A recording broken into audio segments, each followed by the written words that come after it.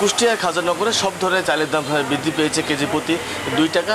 মূলত মিল মালিকদের দাবি যে দেশের উদ্ভূত পরিস্থিতির কারণে, বিশেষ করে পরিবহনের সমস্যার কারণে তাদের কিন্তু এই দাম বৃদ্ধি পেয়েছে বলে আমাদেরকে জানিয়েছেন। যেহেতু ধান তারা আমদানি করতে পারছে না এবং উৎপাদিত চাল কিন্তু সঠিক সময়ে বাজারে ছাড়তে পারছে না, যার কারণে এখানে কিন্তু চালের দাম বৃদ্ধি পেয়েছে বলে দাবি মিল মালিকদের। এছাড়াও কিন্তু মিল মালিকরা আরও জানিয়েছেন যে পরিবহন খরচের বৃদ্ধির কারণেও বৃদ্ধি পেয়েছে এই চালের দাম। তবে মিল মালিকরা জানিয়েছেন যে দেশের পরিস্থিতি স্বাভাবিক হলে এবং তারা যদি সঠিকভাবে ধান আমদানি করতে পারে এবং চাল যদি এই সঠিক সময়ে তারা যদি বিভিন্ন বাজারে ছাড়তে পারে তাহলে হয়তো চালের দাম কিছুটা কমতে পারবে বলে আমাদেরকে জানিয়েছেন মিল মালিকরা। তবে সাধারণ ভোক্তারা যে বিষয়টি জানিয়েছেন যে হঠাৎ করে কেজি প্রতি 2 টাকা চালের দাম বৃদ্ধি পাওয়ার কারণে কিন্তু তাদের কিন্তু নানা সমস্যার সৃষ্টি হচ্ছে এবং তারা দাবি করেন যে আসলে বাজারগুলো সঠিক নজরদারি থাকলে হয়তো চালের দাম বৃদ্ধি পাবে না।